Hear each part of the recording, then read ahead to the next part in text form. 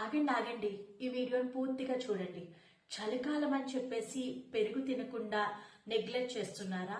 అయితే ఈ వీడియో మీకోసమే. Welcome back to my channel Madhuri Vitals RNO.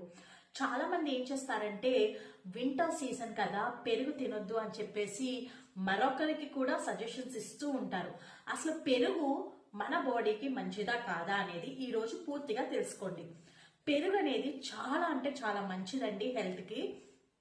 పెరుగులో ఒక గుడ్ బ్యాక్టీరియా అనేది ఉంటుంది. అంటే దాన్ని ప్రోబయోటిక్స్ అంటారు, ఇంగ్లీష్ లో ప్రోబయోటిక్స్. ఓకేనా? ఇందులో చాలా గుడ్ బ్యాక్టీరియా ఉంటుంది. బ్యాక్టీరియాలలో 2 టైప్స్ ఉంటాయి, good bacteria and bad bacteria. Bad bacteria అంటే కనుక కొన్ని డిసీజ్ కండిషన్స్ వల్ల వస్తుంది. గుడ్ బ్యాక్టీరియా అనేది మనకి కర్డ్ ద్వారా వస్తుంది అన్నమాట. ఇది మనకి ఎలా హెల్ప్ చేస్తుంది అంటే డైజెషన్ ప్రాబ్లమ్స్ ఎవరికైతే ఉన్నాయో ఈజీ డైజెషన్ చేస్తుంది. అలాగే ఇంటెస్టైన్స్ ను కూడా చాలా హెల్దీగా ఉంచుతుంది. మీ బాడీని కూడా చాలా హెల్దీగా ఉంచుతుంది.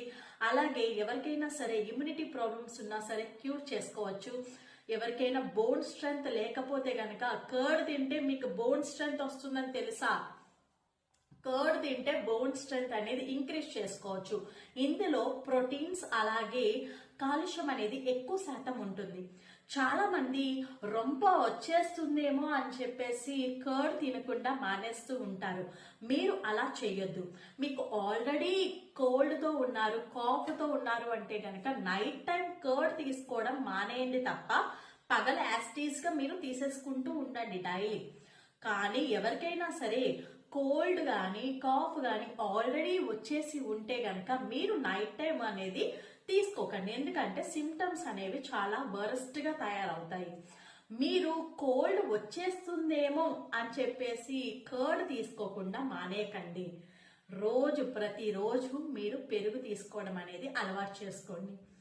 ఈ వీడియో మీకు నచ్చితే గనక నలుగురికి, ఎవరైతే పెరుగు తినకుండా ఉంటారో వాళ్ళకి ఈ వీడియోని షేర్ చేయండి. Thank you for watching.